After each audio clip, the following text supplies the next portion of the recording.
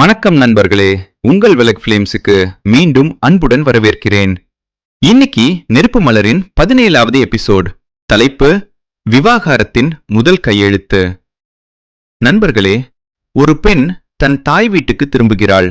கையில் ஒரு சிறிய பை, இதயத்தில் 1000 கேள்விகள்.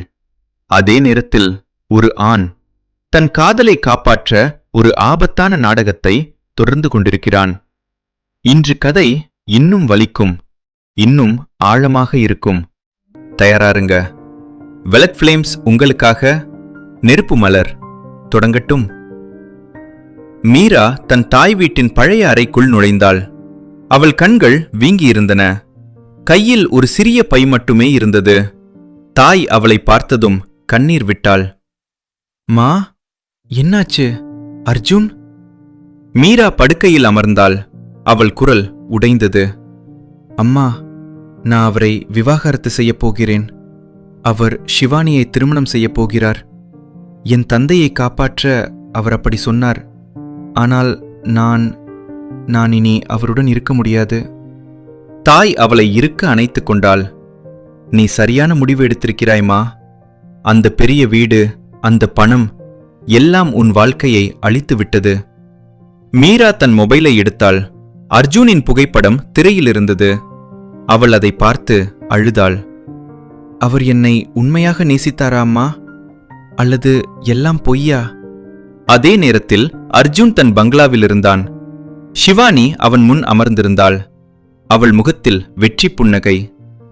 நாளை காலை 10 மணிக்கு ரிஜிஸ்டர் மேரேஜ். எல்லா ஏற்பாடும் தயார். மீராவை இன்றே வெளியேற்றிவிட்டாயா? அர்ஜுன் குளிர்ச்சியாக பார்த்தான். ஷிவானி, இந்த திருமணம் வெறும் நாடகம். நான் உன்னை ஒருபோதும் நேசிக்கவில்லை. இது மட்டுமே என் வழி, மீராவையும் அவள் குடும்பத்தையும் காப்பாற்ற. ஷிவானி சிரித்தாள். நாடகமா? நாளைக்கு பிறகு நீ என் கணவன். மீரா உன் வாழ்க்கையில் இருந்தால் நான் அடுத்த வீடியோவை வெளியிடுவேன். அதில் நீ என்னை முத்தமிடும் காட்சி இருக்கும். அர்ஜுன் எழுந்தான். நீ என்னை பயமுறுத்த முடியாது. ஆனால் இப்போது நான் மீராவை பார்க்கப் போகிறேன். அவன் காரில் ஏறினான். மேராக மீராவின் தாய் வீட்டுக்கு வந்தான். கதவை தட்டினான். மீராவின் தாய் கதவை திறந்தாள். அர்ஜுன், நீங்கள் இங்கே ஏன் வந்தீர்கள்? மீரா உங்களை பார்க்க விரும்பவில்லை. ஆனால் மீரா உள்ளே இருந்து வெளியே வந்தாள். அவள் கண்கள் சிவந்திருந்தன. என்ன வேண்டும் அர்ஜுன்? அர்ஜுன் உள்ளே வந்தான். அவன் மீராவை பார்த்ததும் அவன் கண்கள் கண்ணீரால் நிரம்பின. மீரா, நான் உன்னை விட்டு போகவில்லை. ஷிவானியுடன் நான் செய்யும் திருமணம் வெறும் காகிதத்தில் மட்டுமே. நான் உன்னை மட்டுமே நேசிக்கிறேன். நம்பு என்னை. மீரா தலையை ஆட்டினாள். நம்ப முடியவில்லை. நீங்கள் பத்திரிகையாளர்களிடம் சொன்னீர்கள் நாளை ஷிவானியை திருமணம் செய்யப் போகிறீர்கள் என்று.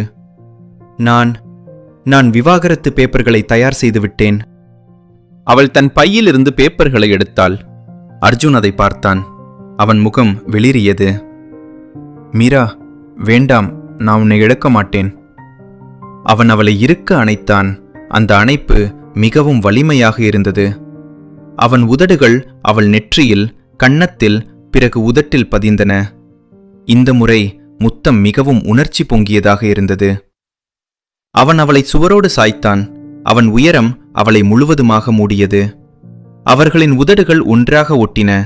முத்தம் ஆழமாக, ஆசையுடன், வேதனையுடன் நீண்டது.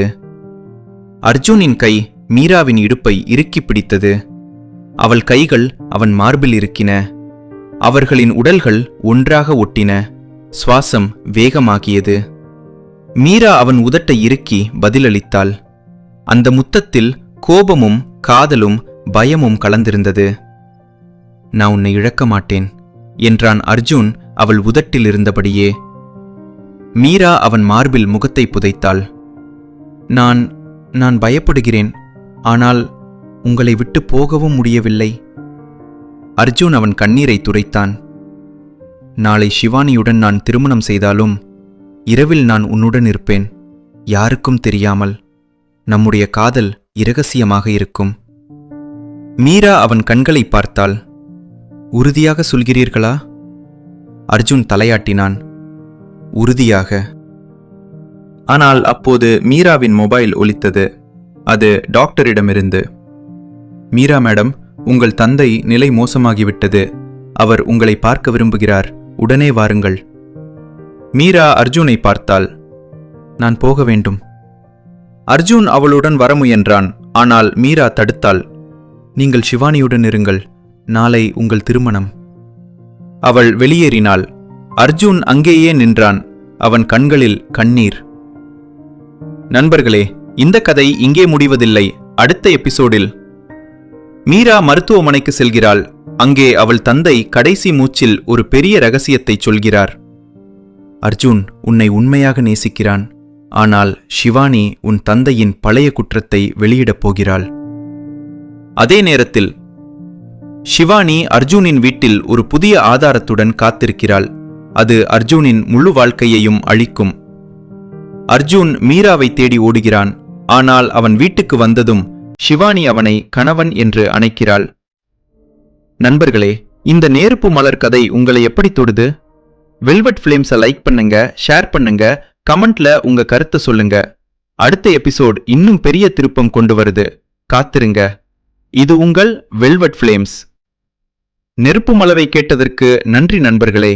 நாளை சந்திப்போம். Until then, stay with the flames.